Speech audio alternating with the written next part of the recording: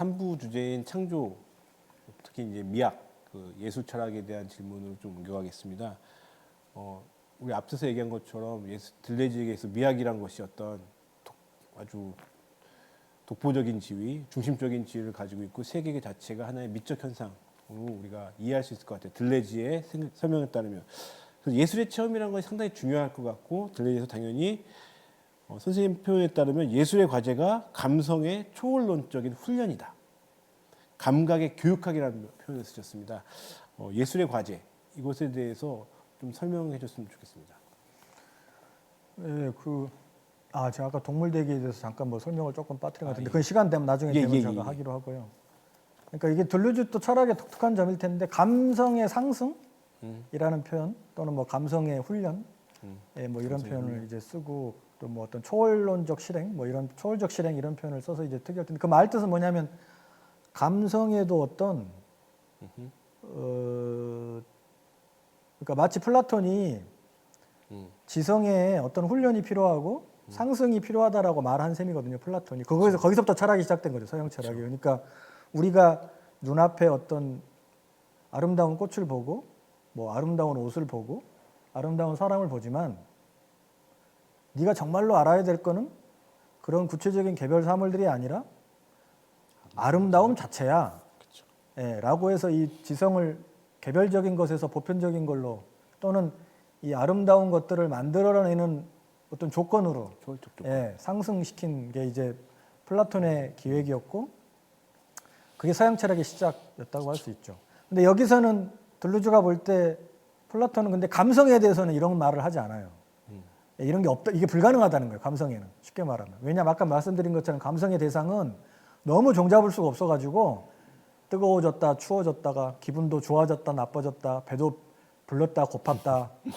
이거 뭐 도대체 사람 감성이라고 하는 거는 뭐 1초 간격으로 계속 변하고 변덕이 너무 심해가지고 이거는 그냥 지성을 통해 가지고 어떻게 길들여야지, 이건 어떻게 그 자체로 어떻게 할 수 있는 게 아니다라고 하는 게 이제 플라톤의. 근데 들루즈는 여기에 대해서 이야기를 하는 거죠. 그러니까 지성에도 그런 게 가능하듯이, 물론 이제 들루즈가 생각하는 지성의 또 초월적 실행이라고 하는 건 조금 다른 의미긴 하지만, 그렇죠. 들루즈와는 그건 이제 차차고라도 그 내용은 다르지만 지성에도 그런 게 있듯이 감성에도 그런 게 있다라고 지금 이야기를 하는 거예요. 그러니까 그리고 그게 뭐냐, 눈앞에 우리가 감각하게 되는 구체적인 것들이 있다라는 거죠. 훈련 없이도 우리가 태어나면 대부분 감각하게 되는 것들이 있어요. 우리가 뭐 색깔, 형태 이런 것들이죠. 맛 이런 것들이잖아요. 근데 그런 것들을 산출하는 조건이 있고, 감성에도 감성이 그거를 감각하도록 상승시킬 수 있다라는 거예요. 그러면 그게 감성의 상승이죠. 그게 뭐냐, 들루즈가 생각할 때 그게 인텐시티 또는 힘이라고 부르는 거예요. 그러니까 그리고 그거는 인텐시티는 근데 잘 포착되지 않아요. 그러니까 자기가 이런 감각적인 것들을 산출하고 자기는 사라지기 때문에. 그러니까 예를 들면 이 방도 우리가 들어오기 전에 어두웠었는데, 완전히 까맸었는데 불을 켜면서 0에서부터 1까지 방에 불이 켜진 거거든요. 지금 빛이. 근데 우리는 빛이 익숙하기 때문에 이 방이 빛을 더 이상 어떤 특별한 걸로 감각하지 않죠. 제가 지금 말하기 전까지는. 그러니까 색깔도 그런 거고. 그러니까 이 힘을 감각하게 만드는 것. 그러니까 이 센서블한 것들을 만들어내는 어떤 그 원천 또는 그 조건, 이거를 감각하도록 훈련시키는 게 이제 예술이라는 거죠. 왜냐하면 뭐 이제 들루즈가 하는 표현이지만 감각의 논리에서 모든 위대한 화가는 자신들이 표현하고자 했던 어떤 고유한 힘들이 존재한다라고 이야기를 해요. 그러니까 예를 들면 뭐 세자는 대지의 거대한 힘, 대지가 막 이렇게 우그러뜨리는 생트 빅토르 산을 보면서 저 거대한 산이 막 습곡이 생기는 저걸 보면서 저 힘을 표현하고 싶어 했고, 또 뭐 고흐는 그 해바라기가 씨앗이 담고 있는 그 이상한 무서운 이상한 식물이지만 이상한 동물성, 이런 걸 표현하고 싶어 했고, 심지어 밀레조차도 그렇게 아주 형태가 반듯한 밀레조차도 그 이삭 죽기 그림에서 이렇게 농부가 쥐고 있는 그 봉투에서 중력을 표현하고 싶었다. 자기는 그 봉투가 아니라 포대가 아니라 그 포대가 이렇게 일그러진 모습을 봤을 때 그 중력을 표현하고 싶었다고 밀레가 스스로 그런 이야기를 한 바가 있거든요. 그러니까 우리는 어떤 분명히 우리에게 작용하고 있지만 일상적으로는 잘 포착되지 않는 힘들 이제 이런 것들을 포착하게 해주는 게 예술이라는 거죠. 그러니까 그리고 우리는 그렇기 때문에 예술을 통해서 이제 그런 훈련들을 하게 된다라는 거죠. 그래서 우리가 뭐 그렇게 예술의 과제라고까지 이야기를 하는 거죠, 둘루즈가. 마치 플라톤의 동굴에 비유해서 철학자가 죄수들을 빛으로 데려가는 것처럼 프란시스 베이컨이 우리들을 감각의 상승으로 이끌어주는 재밌는 뭐 플라톤과 들레즈가 정말 정반대된 사유이지만은 어떤 면에서 질문하는 방식이 또 유사하고 공통적인 면이 있다는 것은 매우 좀 흥미롭게 들려집니다. 제가 이 책을 읽으면서 이제 떠올랐던 이미지가 어떤 거냐면 노래하고 악기를 연주하는 괴물. 저는 노래도 못하고 악기도 못하고 저도요. 또 춤추는 괴물. 저 춤도 전혀 추지 못합니다.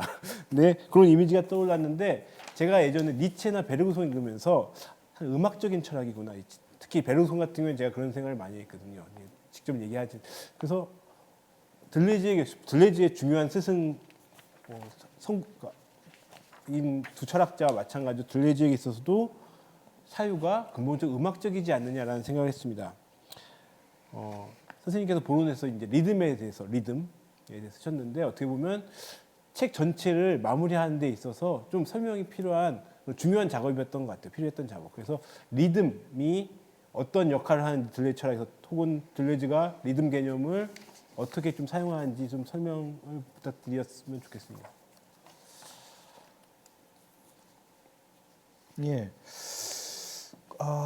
그것도 좀 말씀드려야 되지만 난해한 주제네요. 일단 뭐 제가 그 마지막에 이제 그 보론에 리듬에 관한 글을 실었고 아마 이제 그 이야기를 말씀을 해주시는 것 같아요. 제가 이제 그 글을 뭐 이게 보론 형식으로 챕터가 아니라 이렇게 실는 게 좀 괜찮나 뭐 이런 고심을 하면서 넣었던 부분인데 그 이야기를 해주셔서 뭐 넣길 다행이다 또 이런 생각도 들고요. 근데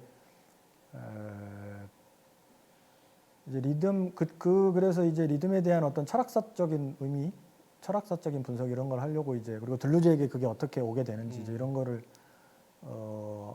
그런 분석을 담았고요. 뭐 간단히 말씀드리면 사실 이제 우리는 리듬이라는 거를 철학적인 개념으로 잘 사용하지 않는 것 같아요, 우리나라에서는. 근데 사실 이제 프랑스 잘 아시겠지만 프랑스 철학과 미학에서는 일찍 되게 이제 중요 개념화 됐다고 할 수 있습니다. 그러니까 예를 들면 베르그송의 지속 개념도 어떻게 보면 그런 거라고 할 수 있고, 그다음에 이제 그걸 이어받아서 바슐라르가 아예 리듬 분석이라는 어떤 분야를 제안하기도 했고 그런 게 필요하다고 예술을 다룰 수 있는 어떤 중요한 방법으로.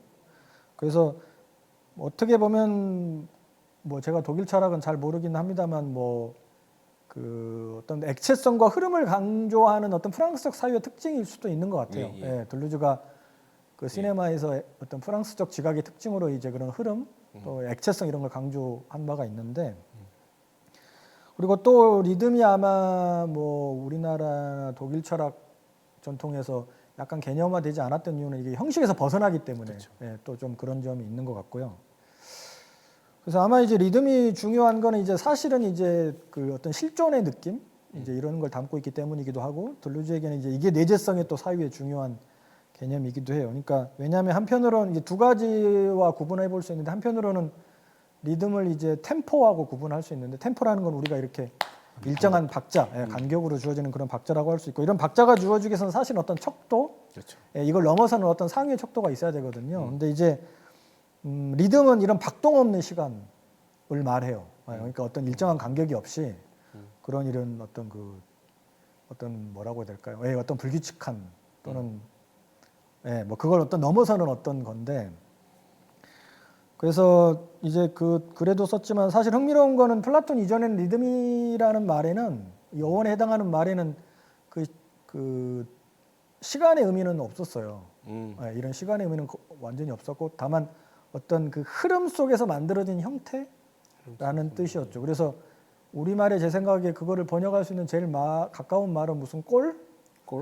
무슨 뭐 이런 거. 그러니까 예를 들면 그 구름이 부채꼴 모양을 하고 있네. 부채꼴 모양. 그래도 잠깐 그렇게 하고 있는 거잖아요.